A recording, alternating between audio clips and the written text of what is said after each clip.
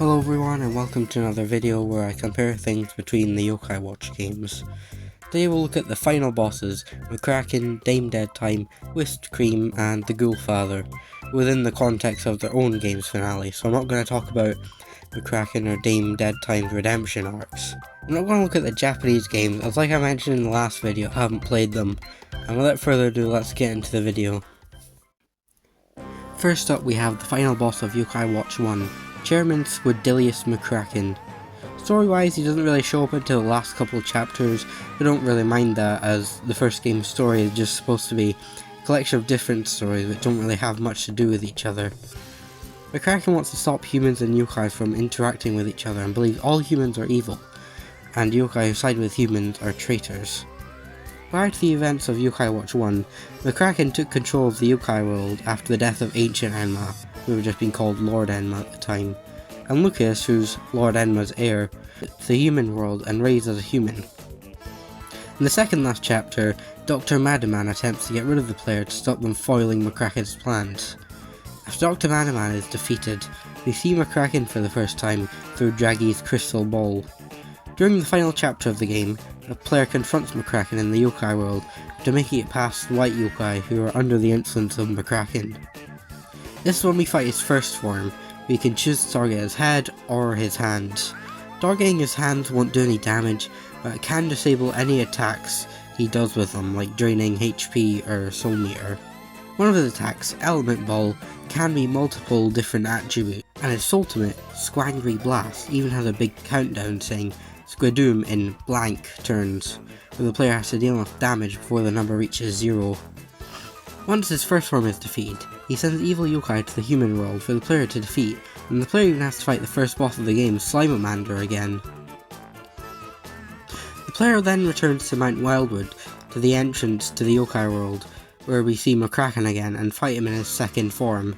His second form is significantly harder than his first, due to constant in-spirits and powerful attacks, and can even still be a threat when your yokai are high level. One of his in-spirits is a confusion in-spirit. The player must target his chest in order for him to open his mouth, where the player can finally damage him. The player can also target his nose tentacles to get his chest to glow, but this doesn't really do much. After he goes below half HP, he turns red and can use new attacks, including his ultimate, Posquidal End, which acts similarly to his first form's ultimate. Some of his attacks include Tentadrill, which attacks all 3 of your yokai, White Impact, which removes all positive in spirits, Squeaky Hee and Feeling Dizzy, which gives level 3 in spirit to all 3 yokai, wearing defense and confusion respectively, and various other elemental based attacks which target all 3 of your yokai. Once the player defeats his second form, Whisper unfortunately has to steal away the last entrance to the yokai world to stop evil yokai from going into the human realm, which means that the player will no longer be able to see their yokai friends. This ending usually gets me every time I experience it, and I think it's the best ending of the Yokai Watch games, only for the sad moment to be ruined after the credits, where the yokai come back. mckraken definitely does really well with the first form not being too easy, and the second form providing a good challenge for a final boss. I also think the game does well incorporating him and his lore into the story, despite only appearing in the last couple chapters. I also like his design in both forms. His first form has a more goofy but you can still tell he's evil type of design, where his second form goes all in on yokai weirdness and even a little bit creepy. His voice in Yokai Watch 1 I think perfectly fits him, as well as his boss music, with the first form theme reflecting his design quite well, with a goofy but you can still tell he's evil vibe, and the second form theme being more serious, and even incorporating the Mount Wildwood theme.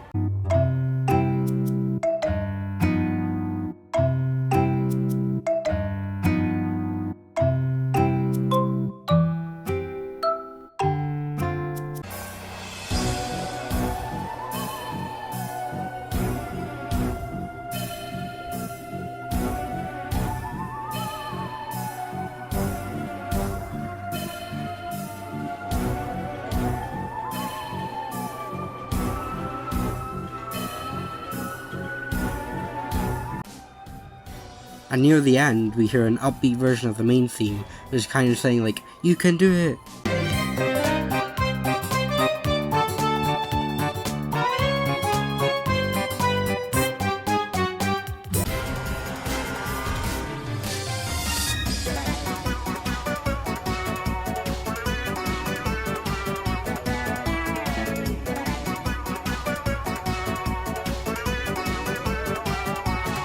despite his strength. Overall, really good final boss, and is probably my favourite. Next we have Yokai Watch 2's final boss, Dame Deadtime. Unlike mckraken, Dame Deadtime is present throughout the story of 2, with Kin, Gin, and Bronzewyrm psychic spectres, who work for her, literally appearing in the first cutscene of the game. Just like mckraken, Dame Deadtime doesn't like humans and yokai interacting, and wants to get rid of the Yokai Watch. Her backstory is that she was once a human who was accused of committing a crime she didn't commit, and was left to die in jail. Ever since then, she has hated humans and wanted to get revenge on them. She even created her own tribe, the Wicked Tribe, in order to stop humans and yokai from being friends, and was even the one who started the war between the bony spirits and the fleshy souls. We first see her in the game after beating Kin and Gin for the first time, where they're seen talking to Dame Deadtime. Her next appearance is at the end of the Battle of Flatpot Plains, where she sends Unfairy to defeat the player. She then manages to change the present, where all humans have now been taken over by wicked yokai, and even in the past some classic yokai have been taken over by wickeds, Schemer, Loiter, and Flicker. After the player defeats the other wicked executives, Unkeen, Untidy, Unpleasant, and Unkind, they find your lair inside Sunset Manufacturing Co. factory. Once the player goes inside, we fight Dame Deadtime for the first time, though the player is not supposed to win, as once she gets low enough health, she will rewind time and recover back to full. After this, the player gets to fight Kin and Gin again, this time using Nathaniel's yokai, which I think is really cool. Then the proper fight with Dame Deadtime begins. Her main attacks, even her ultimate, Tamer of Time, aren't too bad. What really makes this fight difficult, even with higher level yokai, is her level steal attack. She will target a yokai and make them level 1, I think, or at least it weakens them a lot, and summons a wicked yokai of the same level of the yokai she targeted. Another thing to note is that Dame Deadtime is a lot stronger than the player's yokai would be on a normal playthrough, making it so you have to grind quite a lot to beat her. Once you beat her, she goes outside and extracts souls from humans, she transforms into her second form, Dame Demona. Just like her first form, Dame Demona can be difficult when you don't know what you're doing, even with higher level yokai. There are 3 targets, Dame Demona, the Strength Dragon, and the Spirit Dragon. Attacking the dragons will stop her from debuffing or stealing a yokai's strength or spirit, but won't deal damage. What makes her difficult is her stealing. She can steal attacks from a yokai, she can steal their ultimate and then immediately use her own finale, and she can even prevent you from purifying and using items. One attack a lot of people struggle with is Soul Steal / Flyaway Soul, where she will summon souls which you have to target before she attacks with them, which sometimes isn't enough time to get them all. Once you've targeted some of them, it shouldn't be too bad anyway. Once she's defeated, everything goes back to normal, with no more wicked yokai, except the elites, but that doesn't matter now. I like how she's incorporated into the story, with the wickeds appearing in various chapters instead of just the last couple. Design wise, I like Dame Deadtime, but not as much as mckraken. Dame Deadtime definitely gives off a lot more evil vibes than mckraken, and Dame Demona, just like mckraken 2, goes all in on weirdness, but a lot more evil looking than mckraken 2. I do like her voice, and her catchphrase dun dun dun makes things a lot more humorous. Just like mckraken and the rest of the final bosses, Dame Deadtime has a banging soundtrack, with Dame Deadtime's theme being a bit more serious than mckraken's but giving off similar vibes, and Dame Demona once again starting off serious by using the old Springdale and Uptown Springdale themes.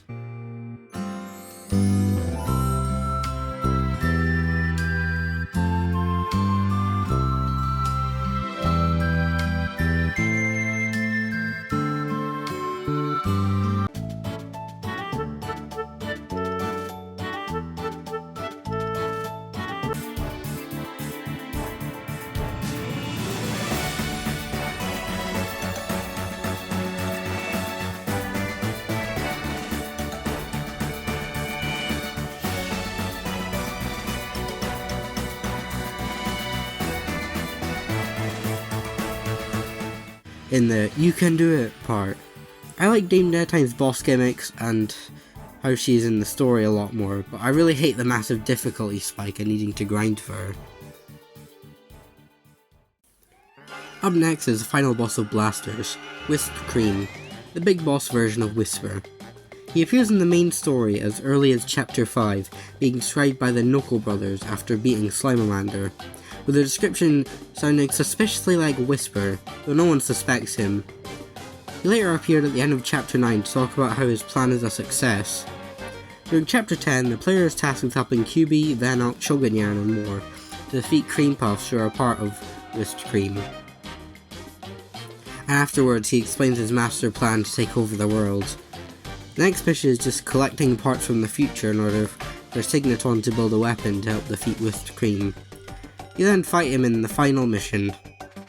His first phase isn't too bad, but he can spawn Cream Puffs, which can be a bit annoying to deal with, but overall nothing too special. Once defeated, he splits into 16 Cream Puffs the player has to defeat, until eventually one runs off to Excellent Tower, and the player is met by the B team in the Blasters Mobile, where they follow after it. Whisped Cream's second phase then begins on top of Excellent Tower, where he will move around the outside of it. He does get a couple new attacks, including his ultimate Pictoplasm, which is a large area of poison that deals damage over time, waiting for the stupid CPUs to walk right into it. All four of the B team will appear based on how much damage has been dealt to him. Mr. Happier appears first, with a large healing circle around him. Blizzy is the next to appear and deal extra damage to him. Afterwards his boss Signaton will go around and set up the Master Blasters, which will deal damage and stun Whisped Cream. Finally, Sergeant Burley appears and gives all stats up buffs to the team. Once defeated, he briefly comes back only to be sent to the moon by Robonyan 28, and the day is saved thanks to the Blasters. What follows the final cutscene is what's probably my favourite Yokai Watch credit song, Space Dance. This screen definitely feels more like a normal boss than it's like a final boss, especially in his first phase. I do think that the whole B team appearing in the second phase is really cool and something that I really like. The fight isn't too difficult, the main difficulty coming from the fact that you're probably going to be playing with AI, which isn't very smart. Well, you kind of have to now, rip 3DS online. I do wish they gave more of lore and backstory, though it doesn't matter as much here, it's just supposed to be a silly Ghostbusters parody. Speaking of, Whisped Cream's design changed between the Japanese versions and the international version, and I must say I much prefer the international version. The Japanese version is kind of just the Ghostbusters Marshmallow Man but with Whisper's face on it, whereas the international version takes more inspiration from Godzilla and is a lot more original. I haven't really talked about names and I think they've been fine, but Whisped Cream, really? Is that the best you can come up with? I mean, it's better than Whistmellow Man, but still. I can excuse it though, because like I said, it's just supposed to be silly Ghostbusters parody. It's even more apparent when you see his boss theme, which sounds a bit like the Ghostbusters theme. In the Japanese version, they even say, "Go Busters!" which sounds a lot like they're saying Ghostbusters. The first phase uses the covert/impossible mission theme, which does fit, but I wish it was an entirely new theme. Overall, good boss, but not to be taken seriously as just a silly Ghostbusters parody. Finally, we have the final boss of Yokai Watch 3, the Ghoulfather. He himself doesn't show up until the last couple chapters, but the mystery of the UFO is one of the main parts of the whole of 3's story, appearing as early as the first cutscene. Plus we fight his right hand man, Agent X/the Executor, multiple times throughout the story.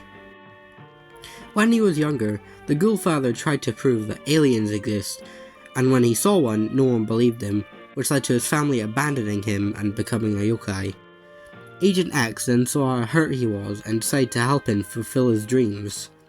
He was then thrown into space for 555 years by Ancient Enma. During this time he found some UFO stones and realised with enough of them he could achieve his dream of creating a perfect world, and also stole a UFO from aliens who tried to rescue him. Once he came back, he had an army of ghoulies, basically his equivalent to White or Wicked Yokai, and his other executives, Hoaxy Coaxy, Slackerjack, Rongo Swirl and Agent X, and he also now lives in Bada Bing Tower. During the story, the player fights his executives Hoaxy Coaxy and Slackerjack on Haley's side, and Agent X on Nate's side. He first appears in the UFO after beating the Executor for the third time. In Chapter 9, New Yokai City is being invaded by ghoulies, but the player is saved by a Super Seed or Tempest Pride when the B team come in their Blasters Mobile in the exact same way as a cutscene between Whisped Cream's phases as a callback.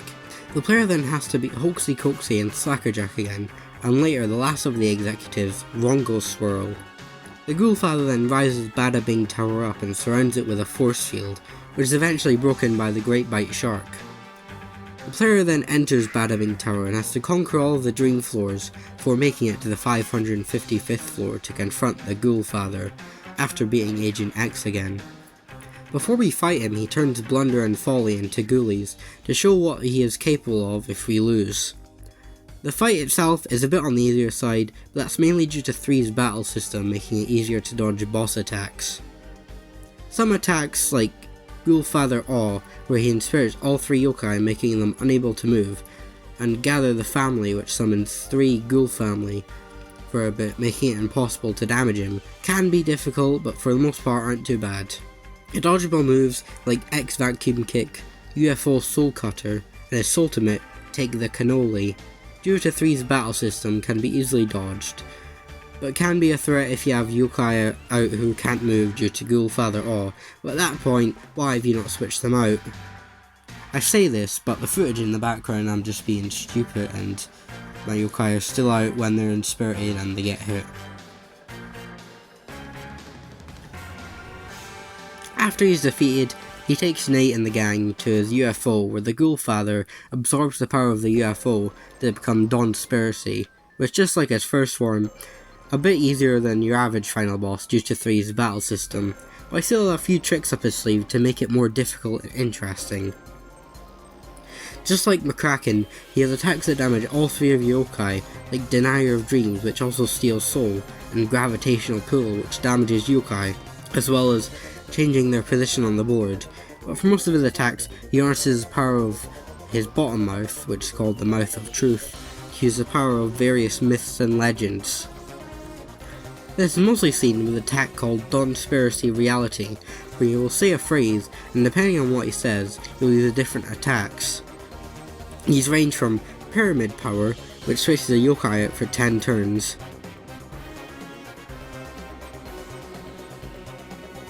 to the Iceman Cometh, which deals damage and inspires yokai, and Pirate Treasure, which inspires yokai that can make you lose money and an all stats down debuff, plus a couple more which work similarly.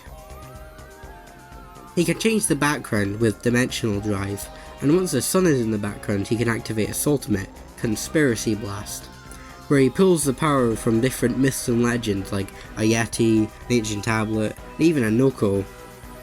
After defeat, the Ghoulfather tries to get more power from the UFO stones and seemingly disappears, causes the UFO to come crashing down, and it is saved by the yokai heroes. With no more Ghoulfather or ghoulies, our heroes are congratulated by cardboard cutouts, and afterward it is humorously revealed that Nate has to move back to Springdale. I like his backstory and how he's always kinda there in the story with the UFO even before he makes an appearance. I like both designs, the Ghoulfather basically being a yokai mafia boss and even sounding like a stereotypical one, and just like mckraken 2 and Dame Demona, Dawn Spiracy's design just completely turns up the weirdness scale. The previous final bosses have all had banger battle themes and the Ghoulfather is no different. His first form theme is a lot more serious than the previous final boss's theme, and it even having a section at the start which sounds straight out of an old movie.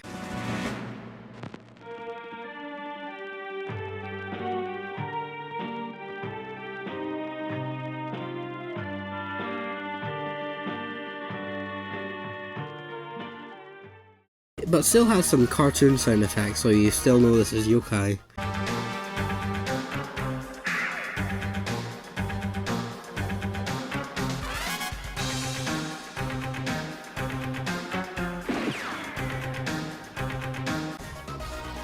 The start of Dawn Spiracy's theme feels very alien, and just like previous final boss themes, it has the bit at the end which is all upbeat saying like, you can do it. I really like his lore, and I think a lot of Dawn Spiracy's attacks look cool, but I do wish he was a bit harder. But I guess I'd rather him be too easy than have a random difficulty spike at the end of the game where I have to grind to beat him. Now that we've looked at each boss, which one is the best? This was really close, but I think in last is whisped, mainly due to lack of backstory and not really having a plan other than just take over the world. I don't like his difficulty and the actual fight. This is mainly due to me just really liking fighting bosses and blasters more than the main games. Well, not so much now since the server shut down. Like I've said, it's just supposed to be a silly Ghostbusters parody. I still think they could have given him more lore. Third place is dedtime. I like her lore and her boss fight mechanics a lot, but the massive difficulty spike and needing to grind really takes away a lot of points. I looked to past the Reddit polls to see who's most popular, and nearly all of them, dedtime was the most popular for some reason. I get her backstory and lore is good, but do you really like grinding to beat the game? Second is Ghoulfather. He is number 1, mainly due to being a bit easier, but I really like his implementation into the story and his lore. Number 1, surprise surprise, is mckraken. Great difficulty, there's a bit less backstory than dedtime and the Ghoulfather, but still good, really like his design, and the second form perfectly encapsulates yokai weirdness, plus banger battle themes, though they all have that. Thanks for watching. Make sure to like, subscribe if you like this video and want to see more like it, and comment your favourite final boss and why. Next video will be ranking all the bosses in Yokai Watch 1, and give me suggestions in the comments on things you want to see me compare between Yokai Watch games. Another thing I wanted to talk about is the last video. I will admit, it was kind of rushed. And some things where I realise now are wrong, like me saying that the wiki was wrong, not realising it had been updated to say that it just couldn't happen in Excellent Tower in 2, which I didn't realise. And also that me saying that you had to wait for the exit to appear in 1, which you don't. So, sorry for that, and I know I could have been a bit clearer when speaking. Can be a bit hard to understand me in that video. So hopefully this one's better, and I'll try and improve things going forward. Anyway, hope you enjoyed. See you in the next one. Bye.